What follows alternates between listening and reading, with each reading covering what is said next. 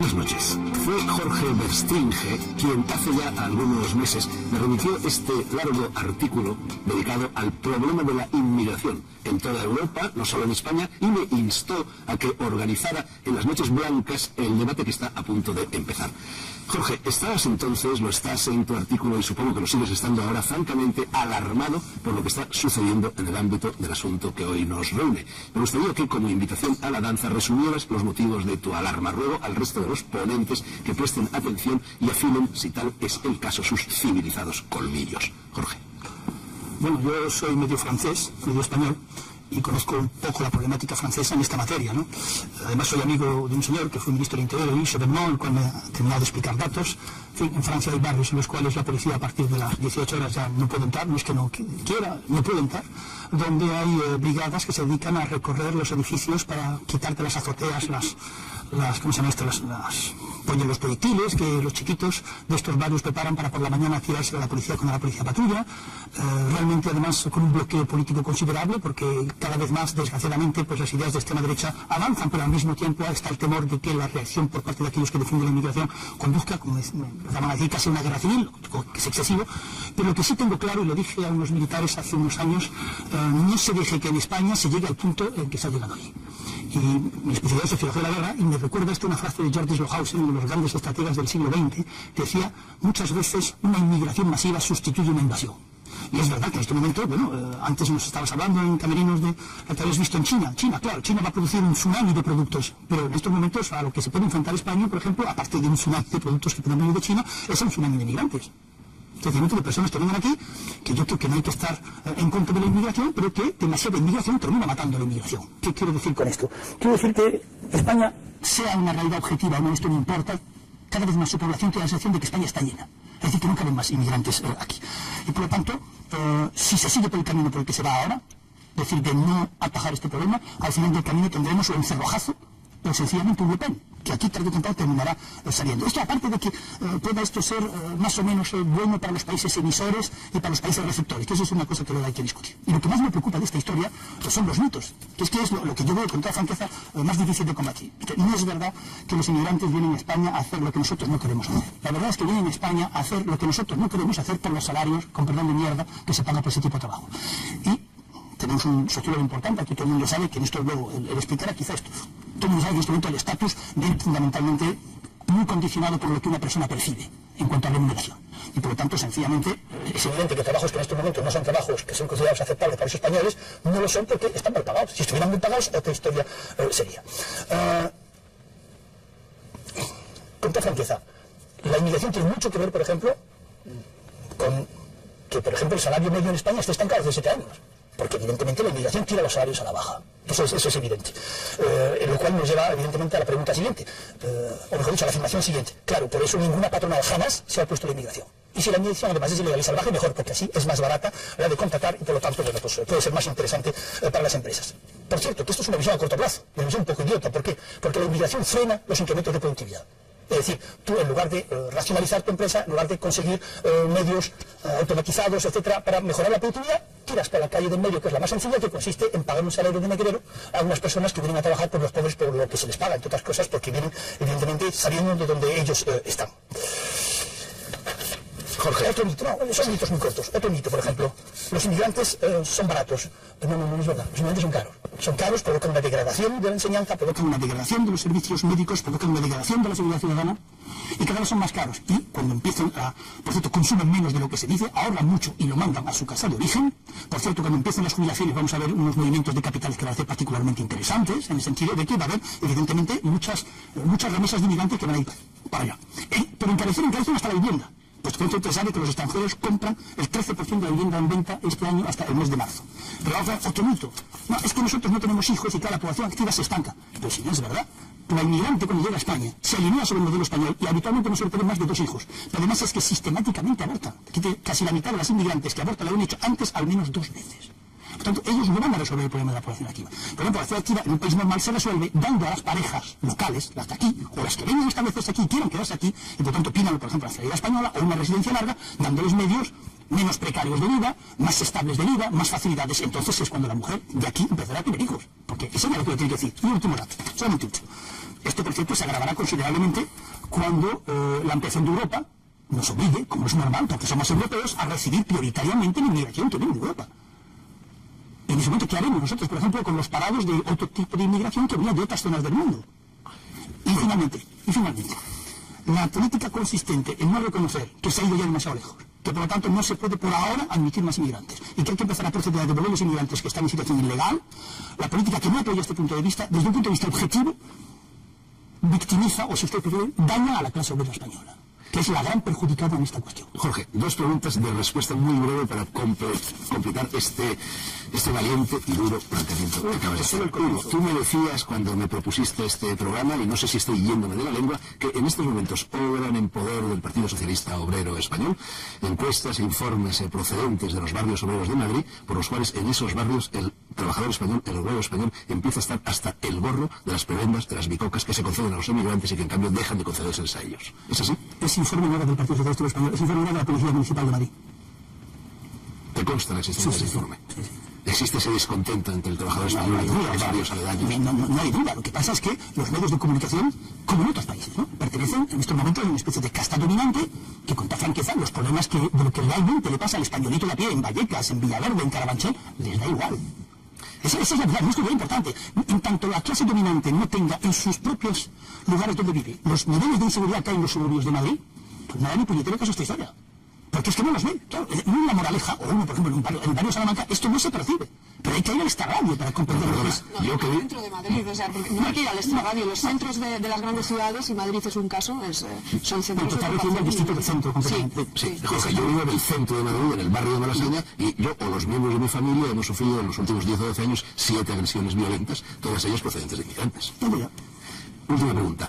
¿Se cierne en estos momentos sobre Europa, debido a la situación de la inmigración y a las perspectivas de la inmigración, el fantasma de una situación pre-revolucionaria? Tú aludes a ello también. Sí. Lo que pasa es que aquí tenemos un problema. Sí, hay una situación pre-revolucionaria, yo no tengo duda. En Francia, desde luego, ya ha habido conatos, por ejemplo, el no a la Constitución, las famosas huelgas generales de diciembre de 1995 y noviembre de 1995, pero lo más grave, que indica que algo se está moviendo, es que el primer partido obrero de Francia es el del señor Le Pen. El primer partido joven de Francia es el del señor Le Pen. El Partido Comunista en Francia, tanto, agoniza. ¿Por qué? Porque sus votantes ya no están ahí. Ellos jugaron la carta de la inmigración pensando que el inmigrante votará comunista. Yo no sé lo que el inmigrante ha votado. Sí que el votante comunista clásico francés ya no está ahí. Entonces, ¿cuál es el problema? El problema es que en este momento, lo que hay, es que si hubiese en este momento una revolución en Francia, no sería una revolución de izquierdas, sino sería una revolución de carácter populista, basada en la preferencia nacional. Bien, van a comentar...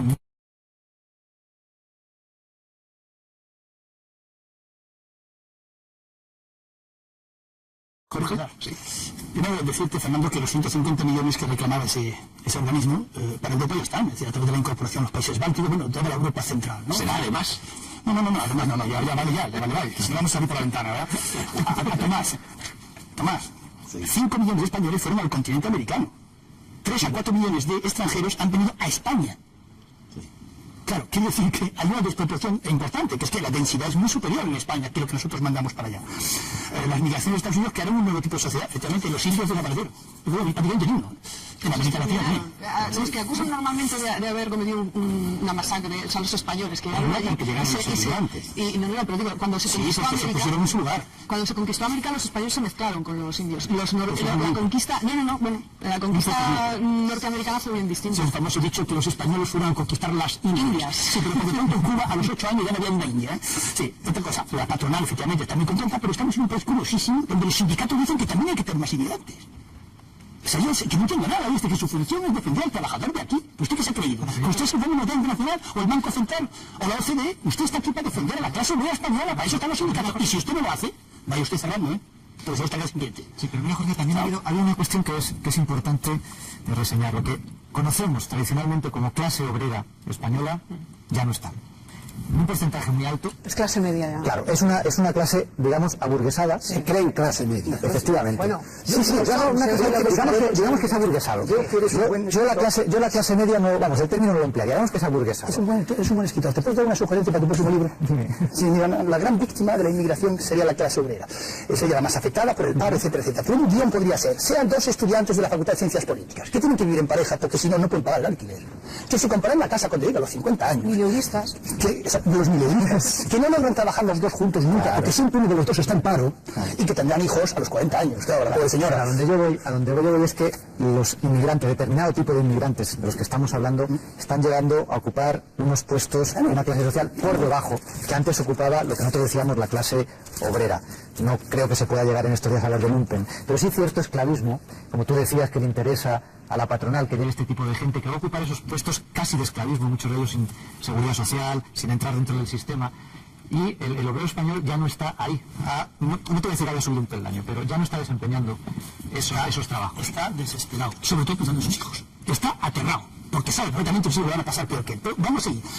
Evidentemente, en una forma tú has apuntado una forma. Decías, en tanto la clase empresarial saque beneficio de esto, será muy difícil para esta cuestión. Estoy de acuerdo contigo. Entonces, mire, miren esta medida. Estoy seguro que no ustedes están de acuerdo conmigo. Según un sondeo CSA, 66% de los franceses son favorables a un impuesto a los industriales que abusen del empleo precario. Se podría empezar a poner un impuesto a aquellas fábricas que sistemáticamente recurren a mano de obra barata que viene de la inmigración. Por ejemplo, en estos momentos en Alemania Federal se está haciendo en el campo. Se obliga a las empresas a tener un mínimo de contratados alemanes. En fin, aparte, hay una forma evidentemente también de empezar a cortar este proceso, devolverlos sistemáticamente. El que entra ilegalmente se devuelve sistemáticamente. Hay indocumentados que no sabes de dónde han salido. Con paciencia ya nos enteraremos de dónde vienen. Porque tarde o temprano los indocumentados no se devuelven a sus países porque es muy caro. Claro. Es carísimo devolver a los no solamente los indocumentados. Con lo cual se hace un gesto simbólico de un 5%, un 10%, que es lo mínimo. ¿Te das cuenta lo que la factura en términos políticos, sociales, de seguridad, en términos políticos, de enfrentamiento que vamos a pagar por este problema?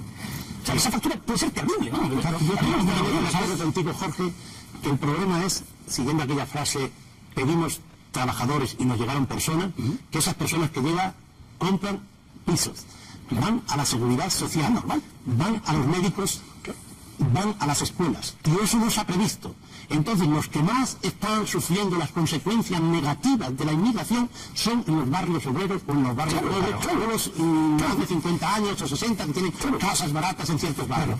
Entonces, esos son los que sufren las consecuencias, no se nos agua o no. Entonces es cierto que se está creando un caldo de cultura muy peligroso. Por eso, en muchas encuestas a los escolares, claro que sí, a los escolares, la última encuesta después del 11 de septiembre, ha subido a un 45% de 14 a 19 años, 12.000 escolares de toda España, que dicen que se harían a los marroquíes de España.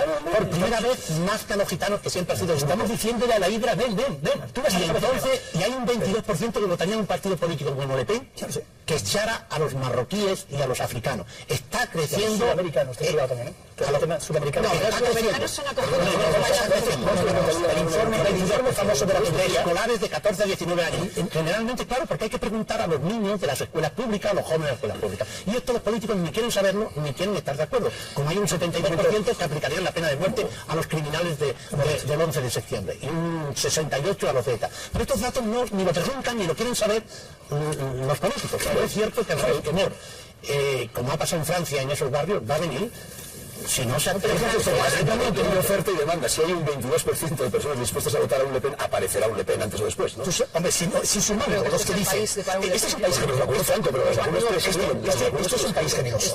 El español originariamente no era contrario a este fenómeno. Sin embargo, el sondeo del 2005 te dice que entre bastante y demasiado enfadados, pero entre bastantes y demasiados inmigrantes en España se suma el 92,9%.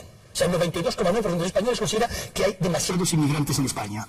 Y que el 90,7% dice que la inmigración debe ser regulada. Sí. Y el 47% considera que efectivamente bajan los salarios y que dañan las perspectivas económicas de los hijos de los que hay aquí, etcétera, etcétera, etcétera. Y, por cierto, en relación con la inmigración sudamericana, en estos momentos el índice de delitos de los marroquíes baja, mientras que ha quedado ampliamente sobrepasada la provincia de delitos que viene en América Latina. Sí, y estamos en un sistema absurdo. Se incorporan las maras y las... Estamos en un sistema absurdo donde, por ejemplo, este titular: 1.000 médicos españoles emigran cada año mientras las autonomías fichan extranjeros. Bueno, pero eso tiene que ver con la economía más que con el... La economía es un futuro la vida social de un país. Tú sabes, Jorge, lo que has dicho antes. ¿De un país o de su caso dominante?